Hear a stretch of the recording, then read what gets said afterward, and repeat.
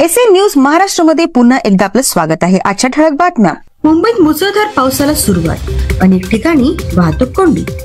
पुणे मेट्रोचा नवीन मार्ग सुरू, प्रवाशांचा उत्स्फूर्त प्रतिसाद। शिक्षक भरती प्रक्रियेत अंतिम टप्पा, 10,000 जागांसाठी मुलाखती सुरू।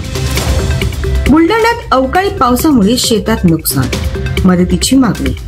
नाशिकमध्ये कांद्याच्या दरात मोठी घसरण, शेतकरी आंदोलनाची शक्यता।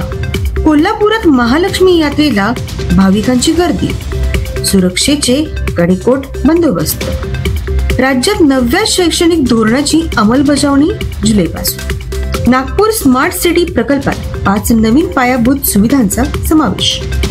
सातारा जिल्ह्यात जलसाठ्यांची पातळी 30% पेक्षा कमी, टँकरची तयारी सुरू।